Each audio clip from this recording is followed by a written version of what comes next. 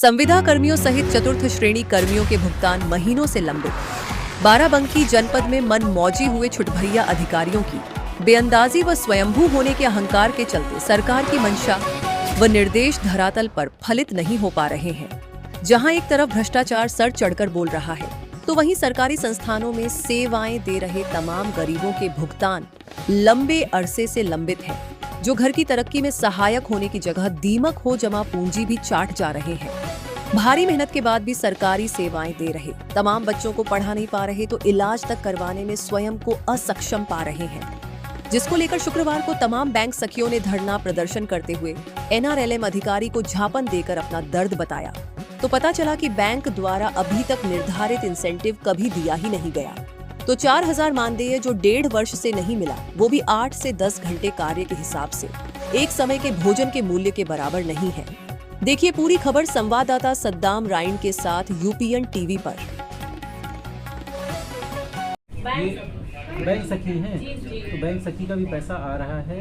अभी जो नया पोर्टल था, उस पोर्टल के कारण चीज़ें बाधित थी, ठीक है। तो जितना जिसका कैडर का जो मानदेय है, वो सारा मानदेय मतलब उधर से रिलीज हो रहा है और इसी मंथ में हम लोग प्रोसेस कर रहे हैं, ठीक है। अच्छा, अभी जो मुख्यमंत्री जी का एक आया था कि इससे कम तनख्वाह लोगों की नहीं हो सकती है, तो मानदेय तो 4000 बहुत कम है जिस तरह से इनकी ड्यूटी लगती है। नहीं, 4000 कम है, लेकिन जिस पर्टिकुलर टास्क के लिए कहा जा रहा है, वो पर्टिकुलर कार्य के लिए जो तय किया गया है, तो वो शासन ही तय करता है, उतना ही दिया जा सकता है। तो आपका नाम क्या है? मैं DCNLM सुनील कौशल। किस विभाग से आप लोग आए, मतलब आई हैं यहाँ पे? NRLM के माध्यम से हम लोग आए हैं। सेंट्रल बैंक के बैंक सखी हैं।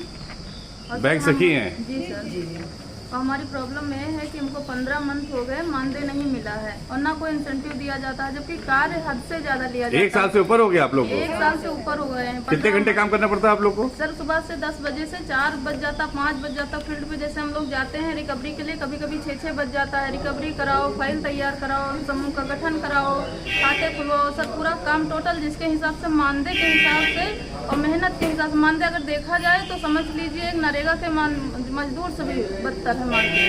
तो इसके लिए आप लोगों ने कभी बात नहीं की?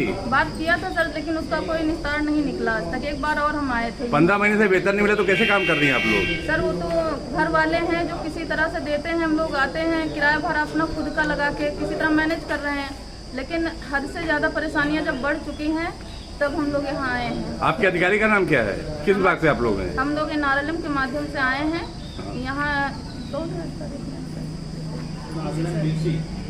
NRLM DC से सर से ये कहना कि हमारा मानदेय टाइम से दिया जाए और बढ़ा के दिया जाए। तो वो क्या बता रहे हैं, क्यों नहीं मिल रहा है आप लोगों को मानदेय? अभी जो है यहाँ पे पेमेंट आया नहीं है। 15 महीने से पेमेंट नहीं आया, 1 साल हो गया। जी सर, यही बताया गया कि पेमेंट नहीं आया। आप लोग DM साहब के पास भी गए थे? जी अभी नहीं गए, लेकिन जाएंगे।